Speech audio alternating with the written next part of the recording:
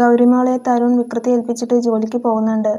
ഗൗരിമോളാണെങ്കിൽ വിക്രത്തെ കാണുന്നത് അവളുടെ കാർട്ടൂണിലെ ഒരു വില്ലൻ കഥാപാത്രത്തെയാണ്. അപ്പോൾ ആളെ ഇങ്ങനെ വീഴ്ത്താൻ വേണ്ടിയിട്ട് നിലത്ത് ഗോട്ടിയൊക്കെ ഇട്ടിട്ട് ഇങ്ങനെ റൂമിലേക്ക് വിളിക്കുകയൊക്കെ ചെയ്യുന്നുണ്ട്. വിക്രമാണെങ്കിൽ അത് ഭയങ്കര രസകരമായി തന്നെ ഹാൻഡിൽ ചെയ്യുകയൊക്കെ ചെയ്യുന്നുണ്ട്. അവളുടെ കൂടെ ഇരുന്ന് കളിക്കുകയൊക്കെ ചെയ്യുന്നുണ്ട്.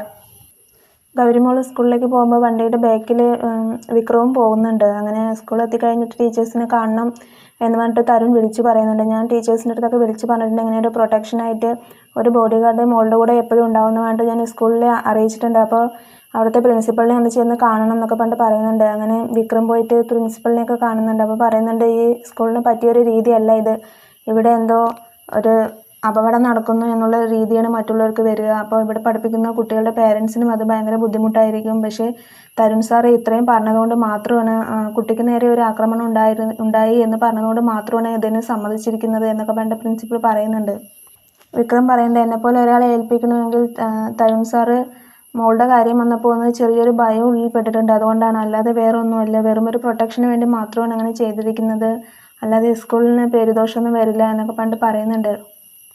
ഗൗരിമോളെ സ്കൂളിലാക്കിയിട്ട് വിക്രം നേരെ വീട്ടിലേക്ക് പോകുന്നുണ്ട്. വീട്ടിൽ പോയിട്ട് ഇങ്ങനെ ഇരിക്കുമ്പോൾ തരുൺ വിളിച്ചിട്ട് ചോദിക്കുന്നുണ്ട്, എവിടെയാണ് ഇപ്പോൾ ഉള്ളത്, മോളുടെ അടുത്ത് തന്നെ ഉണ്ടോ എന്നൊക്കെ ചോദിക്കുന്നുണ്ട്. അപ്പോൾ ഇല്ല, ഞാൻ മോളെ സ്കൂളിലാക്കിയിട്ട് വീട്ടിലേക്ക് വന്നു എന്ന് പറയുന്നുണ്ട്.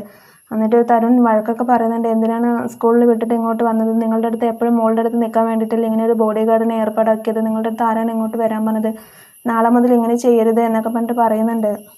സേതുലക്ഷ്മിയും വന്നിട്ട് ചോദിക്കുന്നുണ്ട്, മോളെവിടെ, മോളുടെ അടുത്ത് നിന്നില്ലേ, എന്താ ഇവിടെ വന്ന് നിന്നത് എന്നൊക്കെ പറഞ്ഞിട്ട് ചോദിക്കുന്നുണ്ട്. സ്കൂളിൽ നിൽക്കാനല്ലേ നിങ്ങളുടെ അടുത്ത് പറഞ്ഞത് എന്ന് പറഞ്ഞിട്ട് പറയുന്നുണ്ട്. തരുൺ അറിഞ്ഞാൽ ഒരുപാട് വഴക്ക് പറയും എന്നൊക്കെ പറഞ്ഞിട്ട് പറയുന്നുണ്ട്. അപ്പോൾ വിക്രം പറയുന്നുണ്ട്, തരുൺ സാർ എന്നെ വിളിച്ചിരുന്നു, അപ്പോൾ നാളെ ചെയ്യേണ്ട രീതികൾ എങ്ങനെയാണെന്നുള്ളതൊക്കെ എൻ്റെ അടുത്ത് പറഞ്ഞു തന്നിട്ടുണ്ട് എന്ന് പറയുന്നുണ്ട്. അപ്പോൾ സ്കൂളിലേക്ക് പോകാമെന്ന് പറഞ്ഞിട്ട് നിൽക്കുമ്പോഴേക്കും മോള് സ്കൂളിൽ നിന്ന് അങ്ങനെ വരുന്നുണ്ട്. വന്നിട്ട് അങ്ങനെ ഉള്ളിലേക്ക് കയറിപ്പോകുമ്പോൾ പറയുന്നുണ്ട്, ഇത് നാളെ മുതൽ ഉണ്ടാവും എന്നൊക്കെ പറഞ്ഞിട്ട് വിക്രം പറയുന്നുണ്ട്. അപ്പോൾ മോൾക്കാണെങ്കിൽ ദേഷ്യം വന്നിട്ട് പറയുന്നുണ്ട്, അപ്പോൾ നാളെ മുതൽ ഫുൾ ടൈം ഇയാൾ എൻ്റെ കൂടെ തന്നെ ആയിരിക്കില്ലേ എന്നൊക്കെ പറഞ്ഞിട്ട് ഇങ്ങനെ പോകുന്നുണ്ട്.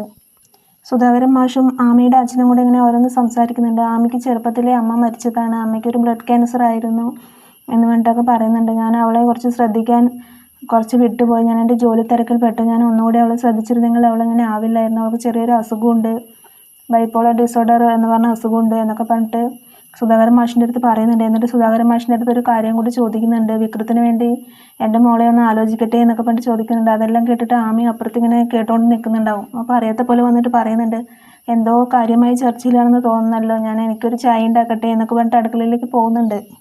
ആമിക്കാണെങ്കിൽ വിക്രത്തെ ഭയങ്കര ഇഷ്ടമാണ്. അപ്പോൾ അത് കേട്ടപ്പോൾ അവൾക്ക് ഭയങ്കര സന്തോഷമൊക്കെ ആവുന്നുണ്ട്. വേദ വിക്രത്തെ വിളിച്ചിട്ട് ചോദിക്കുന്നുണ്ട്, ബോഡി ഗാർഡ് എങ്ങനെയുണ്ട്, പ്രൊട്ടക്ഷൻ നല്ലതാണോ എന്നൊക്കെ പറഞ്ഞ് ചോദിക്കുന്നുണ്ട്. അപ്പോൾ അയാൾ കുഴപ്പമില്ല, ഒരു പാവം പിടിച്ചൊരു മനുഷ്യനാണ്, ഞാനിവിടെ അവിടെ മോളെ ഏൽപ്പിച്ചിട്ടാണ് വന്നത് എന്നൊക്കെ പറഞ്ഞിട്ട് പറയുന്നുണ്ട്. അത് ശരിയാവോ എന്നൊക്കെ പറഞ്ഞിട്ട് വേദ അങ്ങനെ പറയുന്നുണ്ട്. കുഴപ്പമില്ല, കുറച്ച് മാസം കഴിഞ്ഞാൽ ഞാനും നാട്ടിലേക്ക് ട്രാൻസ്ഫറായി പോകുമല്ലോ, അതുവരെ നമുക്കൊന്ന് ക്ഷമിക്കാം എന്നൊക്കെ പറഞ്ഞിട്ട് പറയുന്നുണ്ട് തരുൺ. ഗൗരിമോളെ വിളിച്ചിട്ട് വേദ സംസാരിക്കുന്നുണ്ട്. അപ്പോൾ ബോഡി ഗാർഡിനെ കുറിച്ചിട്ടുള്ള കാര്യങ്ങളൊക്കെ പറഞ്ഞു കൊടുക്കുന്നുണ്ട്. അപ്പോൾ അമ്മ ഒന്ന് സംസാരിക്കുമോ, എന്നെ വഴക്ക് പറയരുത് എന്നൊക്കെ പറഞ്ഞിട്ട് ബോഡി ഗാർഡിൻ്റെ അടുത്ത് പറയൂ എന്നൊക്കെ പറഞ്ഞിട്ട് ചോദിക്കുന്നത്. അപ്പോൾ ഫോൺ കൊടുക്കുക എന്ന് പറഞ്ഞിട്ട് ഗൗരിമോൾ വിക്രത്തിന് ഫോൺ കൊടുക്കാൻ വേണ്ടി പോകുമ്പോഴേക്കും വേദയ്ക്ക് ഒരു അർജൻറ്റ് മീറ്റിംഗ് വരുന്നുണ്ട്. അപ്പോൾ അങ്ങനെ കോള് കട്ട് ചെയ്യണം, വിക്രത്തിന് ഫോൺ കൊടുക്കാണ്ട് കോള് കട്ട് ചെയ്യുന്നുണ്ട്.